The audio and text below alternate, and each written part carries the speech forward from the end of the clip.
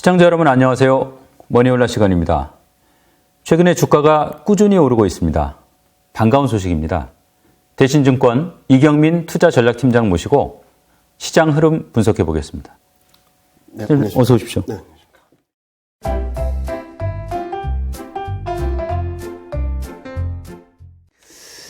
이게 지난번에 코스피가 2,300이 깨지더니 네. 이제 꾸준히 올라가지고 지금 네. 2,500 넘어섰는데 네.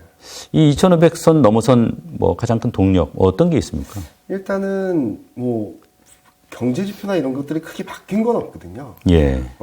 솔직히 말씀드리면은 투자자들이 인식하는 심리가 좀 많이 변했다라고 생각을 할 수 있습니다. 예. 그림을 한번 보여드리면요. 이런 펀더멘탈이나 이익이나 밸류에이션을 설명하는 것들은 많은데 이런 심리를 설명하기는 좀 어렵습니다. 예. 그런 차원에서 조지 소로스라는 굉장히 유명한 투자자가 말했던 재기성 이론이라는 것들을 많이 말씀을 드리고 있는데요. 예. 이게 뭐냐면 가격 그리고 투자자들의 인식 그리고 펀더멘탈 경제지표 간의 순환고리가 형성된다는 것이죠. 같은 경제지표를 본다 하더라도 부정적으로 인식하게 된다면 증시는 좀 불안할 거고요. 그리고 또 경제지표가 어떻게 나오든 간에 투자자가 호재보다는 악재에 민감하게 반응을 하는 게 좀 악순환의 고리가 형성되었다라고 볼 수 있겠고, 예. 반대로 경제지표가 어떻게 나오든 간에 긍정적으로 인식을 하기 시작한다면 선순환의 고리로 생각을 할 수 있겠죠. 예. 그런데 최근 시장 흐름을 보면은 그동안에는 악순환의 고리가 형성됐었습니다. 올해 초부터 6월까지는요. 예. 무슨 말씀을 드리냐면 물가가 너무 높다. 통화정책은 더 매파적으로 갈 거다. 예. 경제지표는 그래서 안 좋아질 거다. 경기는 안 좋아질 거다. 라는 악순환의 고리가 형성되면서 물가가 높으면은 통화정책이 부담스럽고 그렇다 보니까 경제지표가 잘 나오면은 통화정책을 더 부담스럽게 만들고 또 경제지표가 안 나오면 경기가 불안하다. 라는 이유로 계속 시장이 밀려났었던 흐름이죠.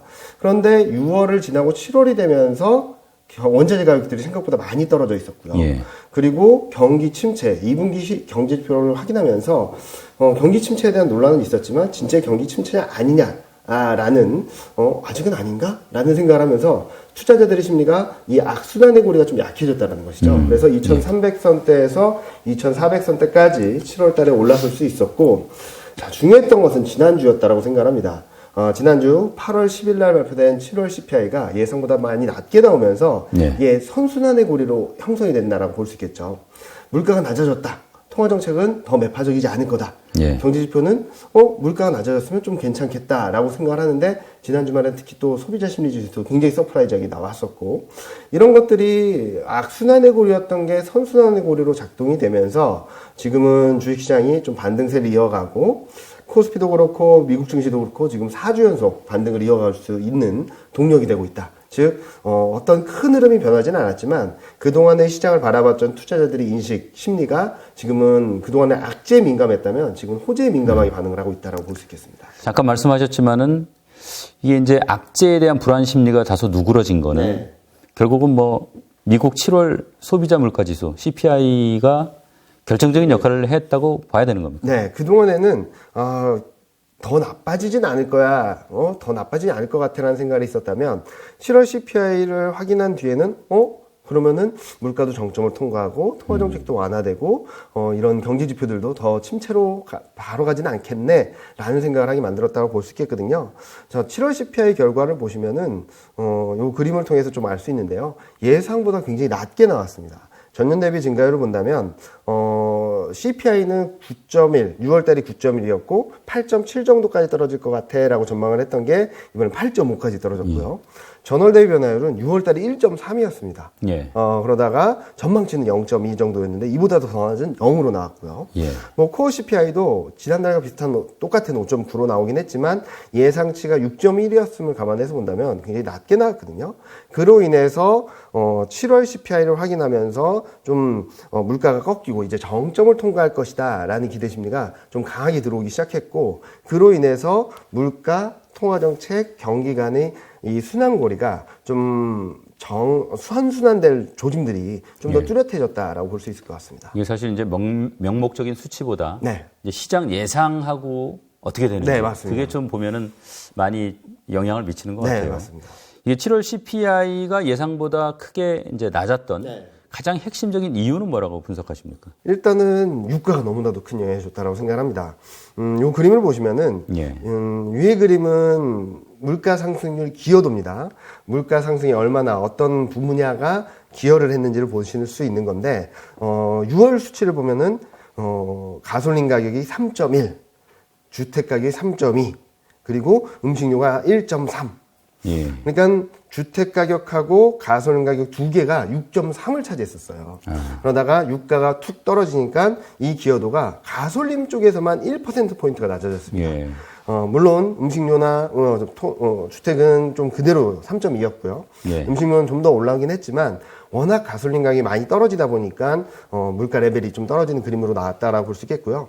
이런 그림은 가솔린, 그러니까 유가에 대한 기여도가 얼마나 컸는지는 전월 대비 변화율에서 더 알 수 있거든요. 예. 전월 대비 변화율을 보면 6월 달에는 가솔린이 0.7을 차지했습니다. 1.3 올라갔는데 0.7, 절반 이상이 유가 영향이었다라고 볼 수 엄청난 있는데, 영향이죠. 네, 근데 7월 달은 마이너스 0.5. 그러니까 더 내리는 그런 힘을 줬다라고 볼 수 있겠어서 유가가 굉장히 핵심적인 영향을 줬다라고 볼 수 있겠습니다. 거기다가 더 중요했던 것은 앞으로도 유가가 더 높아지지는 않겠는데, 또는 8월 중순, 8월 12일까지만 놓고 본다 하더라도 유가가 계속 떨어지는데? 라는 생각을 하면서 물가 정점 통과에 대한 심리가 더 커졌다라고 생각을 하거든요. 요 그림 위의 그림이 뭐냐면 유가의 전년 대비 상승률인데, 이게 툭 떨어졌다가 이제 지금 100달러 수준만 유지한다 하더라도 조금은 플랫한 그림을 볼 수 있고, 최근 보면 90달러 밑으로도 유가가 가지고 있지 않습니까? 네. 만약에 유가가 80달러까지 가게 된다면 지금부터는 굉장히 빠른 속도로 둔화되거든요. 전년 대비 변화율이. 그러면은 물가가 더 낮아질 수 있겠다라는 기대를 갖게 만들어주고 있고요. 전월 대비 변화율을 본다 하더라도 가솔린 가격이 더 떨어지고 있습니다. 그런 그림들이 나오다 보니까 시장에서는 물가가 정점을 통과했어라는 심리가 좀 더 강하게 반영이 되고 있다라고 생각할 수 있겠죠. 어제 제가 사실은 홍천에 갔었는데 네. 주유소 휘발유 가격이 맞습니다. 벌써 1,700원대로 많이 많이 내렸더라고요. 예, 근데 또 어떻게 보면은 옛날에 비해서 많이 높은 거긴 한데, 그렇죠. 1,900원, 2,000원대를 보다가 이제 1,700원대로 떨어지니까 많이 낮아졌다라고 생각을 하는 것 같아요. 그러니까 아마 이제 그렇게 실감하는 게 네. 이런 시장에서 어떤 그런 심리를 좀 안정시키는데 맞습니다. 많이 역할을 한 것 같아요. 물가 레벨에 대한 문제, 거기에 대한 문제들은 아직까지 많이 남아있다라고 생각을 하지만, 그동안에 거침없이 올랐던 물가가 이제 꺾인다라는 심리만으로도 시장은 물가 급등하는 과정에서 눌렸던 것들을 좀 되돌리는 과정으로 전개되고 있다라고 생각하고 있습니다. 근데 이렇게 이제 유가는 사실은 하향 안정세인데 네. 지금 주택 가격은 좀 정체고 맞습니다. 음식료는 좀 많이 올라요. 많이 오르죠. 이거 어떻게 봐야 되는 겁니까? 어렵죠. 근데 가장 핵심은 지금 물가의 흐름, 큰 추세를 결정짓는 것은 주택 경기라고 볼 수 있겠습니다. 왜냐면은 주택 시장에서의 물가에서 주택 시장이 차지하는 비중이 가장 높거든요. 그런데 다행스러운 점은 물가에 반영되는 주택 경기도, 주택 가격도 좀 정점을 통과하는 것이 아닌가라는 시그널이 나오고 있거든요. 예. 요 그림을 한번 보시면, 위의 그림을 보시면은 이게 CPI 주택이 짙은 색으로 그려드렸고요. 예. 그리고 주택 시장 지수, 그리고 단독 주택 현재 판매 지수인데 보시면 이게 많이 꺾이는 걸 보실 수 있을 것 같아요. 최근 들어서. 그러네요. 근데 문제는 뭐냐면 CPI에 반영되는 데는 약 1년 정도의 시차가 존재하거든요. 짧으면 6개월, 길면 1년 정도. 그런데 이번 달에는 올라가는 게 좀 멈췄어요. CPI. 약간. 자세히 보면은 네. 살짝 이제 꺾이는 분위기예요. 네. 예. 그게 시차를 두고 이제 주택 경기도, 주택 가격도 정점을 통과하는 것이 아닌가라는 생각을 하고 있고요. 최근 워낙 주택 경기가 급격히 둔화되면서 어쩌면 좀 상승 압력이 아직 많이 남아있다라고는 할 수 있겠지만, 어쩌면 주택 경기가 더 급냉하는 거 아니야? 라는 걱정을 할 수 있는 시점이 아마 올해 말 내년 초쯤에는 들어올 수 있지 않을까라는 생각을 하고 있고요. 사실은 그게 이제 지수로 반영되는 데는 시차도 시차가 좀 존재하죠. 있지 않습니까? 네. 예. 그래서 지금 정점입니다라고 말씀드리기 어렵겠지만, 아마 8월, 9월을 지나면은 정점을 통과했다, 아니면 이제 꺾이는구나. 라는 것들을 조금 더 확인하실 수 있을 것 같고요. 자, 그리고 지금 현재 시점에서는 지금 보시면 요 그림은 곡물 가격인데, 예. 곡물 가격이 1분기, 2분기 때 너무 많이 올랐어요. 밑에 그림 보시면 이게 전년 대비 변화율을 분기 평균으로 보여드린 그림인데, 옥수수는 1분기 때 24%, 2분기 때 17%, 예. 그리고 소맥은 40%, 57% 급등을 했거든요. 예. 근데 아시다시피 곡물 가격이 많이 올랐다 그래서 음식료품 가격이 바로 57%, 40% 그렇게 못 오르잖아요. 예, 예. 그래서 시차를 두고 음식료품 가격에 계속적으로 전가를 시키고 있다고 생각합니다. 그래서 전가되면서 계속적으로 올라가는 모습인데 지금 현재 시점에서는 올해 말까지는 이 곡물 가격 상승 그로 인하는 음식료품 가격들이 올라가는 부분들이 물가가 둔화되는 속도를 좀 제어할 수 있다고 생각을 하거든요. 그런데 재밌는 그림은 다시 밑에 그림을 보시면 이게 옥수수나 소맥 대두가 최근 좀 많이 떨어졌어요. 예. 그래서 현재 곡물 가격들이 유지된다라고 가정을 했을 때 전년 대비 변화율은 어떻게 바뀔까를 봤더니 올해 4분기에는 거의 플랫한 수준으로 가고요. 내년 1분기에는 마이너스 10%대, 예. 내년 2분기에는 마이너스 20%대로 갑니다. 그렇게 본다면 지금 곡물 가격이 더 오르기는 좀 어렵다라고 생각을 해서 봤을 때 예. 곡물 가격이 음식료품 가격으로 전이되는 과정은 아마 올해 말, 내년 초가 정점이 되지 않을까라는 생각을 하고 있고, 그래서 물가나 이런 부분들이 교란 요인이 될 수 있는 것은 아마 올해 중으로 좀 마무리되지 않을까라는 생각을 하고 있어서 내년에는 또 다른 국면이 펼쳐질 가능성이 열려 있다라고 볼 수 있겠죠. 이제 7월에 이제 물가 정점, 이른바 피크아웃. 네. 이게 이루어진 거 아닌가. 네. 자, 그러면 이제 앞으로 금리 인상의 기울기도 좀 완만해지는 거 아닌가. 이런 이제 기대감이 생겼을 것 그렇죠. 같아요. 네. 시장은 이 금리 향후 예상 어떻게 하고 있습니까? 일단은 9월 FOMC까지는 그렇게 걱정을 하진 않아도 될 것 같아요. 예. 이 그림을 보시면 이게 9월 FOMC에서 금리 인상을 얼마나 할지에 대한 확률을 좀 데이터로 보여드리는 건데 예. 고용 지표가 잘 나왔을 때는 75bp 금리 인상 확률이 한 70%까지 가까이 갔었습니다. 그러다가 지난주에 CPI를 확인하면서 이게 다시금 역전되면서 50bp 금리 인상 확률이 다시금 높아졌거든요. 네. 그런데 등락은 있겠지만 6월 달과는 좀 다른 게 6월 달에는 100bp 금리 인상 가능성이 확 튀었었어요. 그랬었죠. 근데 50bp, 75bp 이 정도 수준이라면 시장에서는 크게 걱정을 하거나 시장이 부러뜨릴 정도의 통화 정책에 대한 부담은 아니다라고 생각을 하고 있고요. 특히 8월 달까지는 통화 정책이 없습니다. 9월 말이나 돼야지 이제 통화 정책 이벤트가 들어오기 때문에 9월 초중반까지는 물가 안정, 통화 정책에 대한 부담 완화 이런 국면이 시장에 좀 더 우호적인 투자자들에게 우호적인 역할을 해줄 수 있겠다라고 생각하고 있습니다. 이게 이제 저희가 뭐 100bp, 75bp 얘기하다 보니까 그렇죠. 사실 50bp가 낮은 것도 아닌데 아니죠. 네. 상당히 낮게 느껴져요.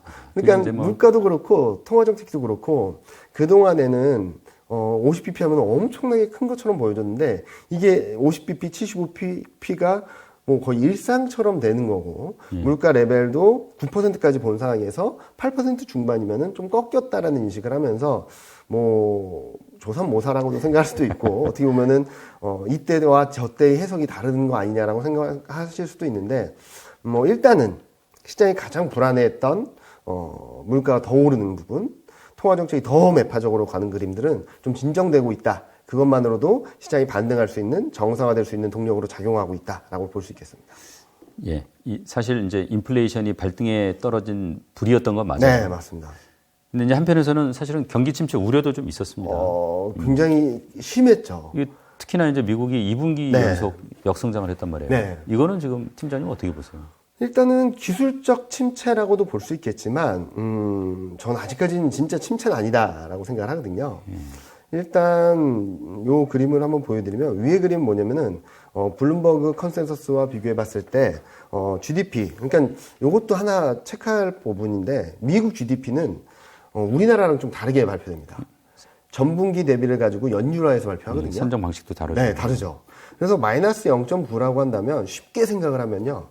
마이너스 0.2% 정도예요. 전분기 대비로 봤을 때. 예. 그래서 2분기 연속 역성장을 하긴 했지만 요 위에 그림 보시는 것처럼 소비 지출 이런 지표들은 여전히 플러스예요. 그리고 밑에 그림을 보시면 이게 뭐냐면 그 기여도 항목이거든요. 보시면은 1분기 때 마이너스 1.6을 기록했던 것은 수출이 굉장히 안 좋았기 때문이었고 예. 2분기 때는 재고가 많이 감소해서였습니다. 근데 미국 경제의 70%를 차지하고 있는 소비는 좀 빠르게 둔화되고 있는 건 맞지만 여전히 예. 플러스 0.7이거든요. 예. 그래서 많은 분들이 걱정을 하시는 것처럼 아직까지는 경기 침체가 아니다라고도 말씀을 드릴 수 있겠는데 분명한 것은 경기 둔화가 좀 빠르게 진행되고 있다. 정도로는 말씀을 드릴 수 있을 것 같아요. 근데 아직까지 시장이 그렇게 불안해하지도 않는다라는 말씀을 드린 이유 또는 2분기 GDP 성장률이 발표된 이후에 오히려 시장이 침체인가? 라고 생각을 했었던 이유는 예. 이미 많이 알고 있었다라는 것이죠. 그동안 뉴스나 언론을 통해서 많이 들어보셨던 게 아틀란타 연준에서 발표하는 GDP 나오라는 게 마이너스 1.6이다. 막 이러면서 그렇죠. 2분기 연속 경기 마이너스 성장 이런 것을 거의 기정사실화했던 상황이거든요. 예. 그러다 보니까 막상 마이너스 0.6이라는 마이너스 0.9라는 숫자가 시장에서는 생각보다 걱정했던 것보다 좀 낫네 라는 생각을 할 수 있는 거고, 밑에 그림을 보시면 한국에서 GDP 성장률을 산출하는 것처럼 전년 대비 변화를 본다면 플러스 1.6이에요. 아직까지도. 그렇기 때문에 2분기 연속 전분기 대비 연율화를 했을 때 마이너스 성장을 하면서 역성장을 한 건 맞고, 이를 근거로 기술적 침체에 진입했다라고도 볼 수 있겠지만 실질적으로 경기가 마역성장을 하느냐라는 부분들에 있어서는 아직까지는 좀 지켜볼 여유가 있다라고도 말씀을 드릴 수 있을 것 같습니다. 그렇다면은 사실은 뭐 바이든 대통령, 네. 옐런 뭐 재무장관 앞장서 가지고 이제 뭐 경기 침체 아니다. 네. 이게 아무래도 이제 뭐 정치를 신경 안 쓸 수 없는 분들이니까 네, 뭐 정치적 수사일 수도 있지만 한편으로는 또 뭐 믿어도 되는 말 아니냐 뭐 이런 의견도 있는 것 같아요. 그거는 해석하기 나름인 것 같아요. 솔직히 예. 말씀드리면. 바이든 대통령, 옐런 재무장관, 뭐 여러 연준 위원들 다 얘기했던 게 아직은 경기 침체를 확신하기에는 시기상조다. 옐런 재무장관 같은 경우는 뭐 실제 침체는 현재 관측되지 않고 있다. 문제는 근데 성장 둔화세가 좀 심하다라는 건 인정을 다 하고 있어요. 예. 다시 말씀드리면 언제쯤 경기 침체가 올 가능성도 열려 있겠지만 지금 시장이 이 정도로 충격을 받을 정도로 시장 투자자들이 이렇게 걱정을 할 정도로 경기 침체가 눈앞에 다가왔거나 아니면 현실화된 상황은 아니다 정도로 해석하는 게 맞지 않을까? 그 정도는 아니다. 그 정도는 아니다. 근데 경기 둔화가 워낙 좀 빠르게 진행되고 있어서 경계해야 될 부분은 분명히 맞다라고 생각하고 있습니다. 그래서 저도 최근 기술적 반등을 계속적으로 말씀을 드리고 있지만 추세 반전이라고 말씀드리기 좀 어려운 이유도 예. 이런 그림이라고 생각합니다. 경기 둔화가 워낙 빠르게 전개되고 있어서 올해 말 내년 초쯤에는 경기 침체 가능성이 열려 있다라고 말씀을 드릴 수 있거든요. 그런데 지금 시장이 이 정도로 밀려나고 코스피 2,300을 일시적으로 이탈하는 그림이 나올 정도로 경기 침체에 대한 걱정들을 해야 되는가? 아직은 아니다라고 말씀을 드리고 있습니다. 쭉 이제 살펴본 흐름이 이제 증시에는 좀 긍정적일 걸로 보셨어요. 네. 현재 진행형이라고 볼 수 있는 겁니까? 현재 진행형이고 좀 더 이어질 수 있다. 8월 말 9월 초, 좀 길게 본다면 9월 초중반까지는 이어질 수 있다라고 생각을 하는데요. 가장 중요한 것은 물가 안정의 나비 효과. 그 앞으로 간다면 원자재 가격들이 레벨 다운된 데 따른 나비 효과가 아직 남아있다라고 생각을 하거든요. 그림을 보시면은 지난 주말에 발표된 그림인데 미시간대 소비자 신뢰 지수가 예상치가 52.5였는데 55.1로 발표됐습니다. 예. 굉장히 많이 반등을 했거든요. 이 근거에는 기대 인플레이션, 물가가 오르면 어떻게 라는 걱정들이 많이 떨어졌던 부분들이 있었고, 예. 그리고 이번 주부터 이제 다음 주 8월 말까지 발표될 경제 지표들 일정들을 본다면, 제조업 지표는 전월보다 좋아지는 그림이 나올 거고요. 소비나 지출은 전월 대비 둔화되겠지만 여전히 전월 대비 플러스 성장을 이어가는 그림을 보여줄 수 있다고 보고 있거든요. 네. 그렇게 본다면 원자재 가격 레벨 다운, 물가 안정에 대한 기대감 이런 것들이 조금씩 가시화되는 그림들이 당분간은 경기가 둔화되는 속도에 조금 제어되는 거 아니야? 그리고 워낙 나빴던 지표들은 반등하는 거 아니야? 라는 기대감을 가질 정도의 여유는 있다. 8월 말 9월 초중반까지는. 그래서 저는 아직까지는 현재 진행형이고 좀 더 이어질 여지는 충분히 있다라는 말씀을 드리고 있습니다. 이제 그렇다면은 뭐 채권 금리, 네. 달러 인덱스. 네. 얘들은 지금 어떻게 될 것 같습니까? 일단은 채권 금리 달러 인덱스 뭐 최근 들어서는 뭐 많이 떨어졌다가 또 반등을 하는 모습들을 보여주기도 하고 뭐 그러잖아요. 예. 요 그림을 보여드리면은 저는 일단은 앞서 말씀드렸던 물가와 통화정책과 경기 간의 선순환 고리가 형성되면 달러의 약세 압력이 이어지고 채권 금리도 좀 하향 안정세를 보여주면서 네. 주식시장 반등으로 이어진다라고 생각을 하거든요. 그런데 말씀하시는 것처럼 왜 그런데 최근 시장이 뭐 달러나 채권 금리가 왜 더 안 떨어지냐? 라는 부분들에 있어서는 기대 인플레이션이라고 하죠. 어떻게 보면 수요에 대한 부분들을 가늠할 수 있는 지표인데 예. 수요가 더 나빠지지 않는다. 경제지표, 경기 침체에 대한 우려가 좀 완화되면서 달러라든지 채권금리 하락세가 좀 진정된다고 보고 있어요. 그러니까 지금 상황에서는 달러가 급격히 약세되거나 채권금리가 급격히 떨어지는 게 더 위험하거든요. 어떻게 보면은 수요가 나빠진다, 경기 침체가 현실화된다. 라는 것들로 인식을 할 수 있기 때문에 그래서 지금 현재 시점에서는 달러가 좀 하향 안정세 등락을 보이면서 좀 완만하게 내려가는 그림, 채권금리도 2.6을 깨지 않는 수준에서 등락을 반복하는 그림 정도로 생각을 하고 있거든요. 그래서 일단은 채권금리를 보여드리면 정점 나왔다라고 보고 있습니다. 특히 10년물 같은 경우는 3.4, 3.2를 넘어서기는 어려울 것 같아요. 그렇다고 해서 여기서 2.6을 깨게 되면은 쭉 떨어질 수 있거든요. 그러면은 또 다른 해석이 가능하죠. 그건 정말 침체 침체 가는 거다. 그래서 다행히도 제가 제시드렸던 2.6%에서 지지력을 보여주면서 2.8 넘어서려고 하다가 또 2.6을 향해 가다가 또 2.8 향해 가다가 박스권 등락을 보여주고 있거든요. 저는 이 채권금리에 있어서는 이 그림이 지금 현재 시점에서는 그리고 반등을 가는 과정에서는 가장 이상적이지 않을까. 경기 침체 우려도 제어하면서 물가나 통화 정책에 대한 부담도 좀 제어되는 이 둘 간이 제어되는 박스권이 지금은 가장 안정적인 선택이 아닐까라는 생각을 하고 있습니다. 아슬아슬하게 버티고 있군요. 그렇죠. 그건 맞습니다. 이 달러 인덱스가 뭐 예를 들어서 100 정도로 이제 레벨 다운이 되면 원달러 환율은 어떻게 될까요? 일단은 저는 달러 인덱스는 좀 더 떨어질 수 있다라고 생각을 하거든요. 지금은 뭐 고점권에 도달해 있었고, 뭐 108까지 갔었잖아요. 108, 109까지 갔었는데, 이게 지금 105까지 갔다 106 좀 올라오는데, 저는 이게 100포인트 정도까지 내려갈 수 있다라고 생각을 하고 있거든요. 왜 이렇게 내려가는가라는 그림에 있어서는 앞서 말씀드렸던 이 선순환에 대한 그림도 있겠고, 미국 통화 정책은 이제 거의 7분응선을 지났다라고 생각을 하거든요. 그러니까 금리 인상을 한 폭보다 지금까지 한 것보다 앞으로 할 게 더 적어요. 반면에 ECB 같은 경우는 통화 정책을 이제 막 매파적으로 가져가기 시작했잖아요. 이 통화 정책 속도에 대한 부분들이 엇갈리면서 그동안 좀 너무나도 약했던 유로화가 좀 반등을 하고 달러가 좀 슬로해지는 구간으로 생각을 하고 있고요. 그렇게 되면 원달러 환율 같은 경우는 1,300원대는 깰 것 같아요. 근데 지금 워낙 오랜 기간 1,300원대에서 왔다 갔다 하고 있는데 이게 저는 8월 말 9월 초 경제 지표들을 확인하면서 이 또한 유가 영향이 좀 있을 거라고 생각을 하거든요. 무슨 말씀을 드리냐면 한국 무역 수지 적자가 되게 커진 것은 수입하는 데 있어서 비용 부담이 되게 커졌기 때문이에요. 이게 유가 영향이 굉장히 크거든요. 유가 레벨이 좀 떨어지게 되는 것들이 좀 반영이 되면 무역 수지 적자가 좀 줄어들면서 원달러 환율 상승 압력이 좀 제한될 수 있다라고 생각하고 있어서 저는 가장 이상적인 그림들이 원달러 환율은 1250원 정도까지 거기까지 못 간다 하더라도 1300원을 깨고 1270, 80원 정도까지 내려온다 하더라도 시장은 충분히 긍정적인 동력이 되지 않을까라는 생각을 하고 있습니다. 사실 요새 이제 외국인이 좀 사고 있는데 이제 환율이 이제 이런 조짐을 보이는 것만 해도 이제 긍정적인 효과를 미치고 있는 것 같은데 이게 이제 환율이 안정세로 간다 그러면은 아무래도 외국인 수급은 좀 좋아지지 않겠나? 일단은 기대해도 되겠죠? 당분간 기대해도 될 것 같다.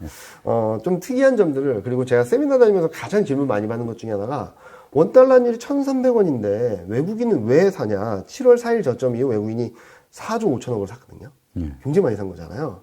왜 사냐? 왜 이렇게 많이 사냐? 첫 번째로는 지분율에서 보시는 것처럼 지분율이 워낙 낮아져 있어요. 지금 30%를 깨고 내려가는 상황이라서 한국 주식 시장을 이미 좀 많이 비워놨었다라는 거고, 두 번째로는 앞서 말씀드렸던 이 악순환의 고리가 좀 약해지고 선순환 고리가 형성되면 싼 게 뭐야? 저평가된 게 뭐야? 라는 것들을 찾게 되거든요. 저평가된 나라라고 하면은 대표적으로 한국이 꼽히게 되겠죠.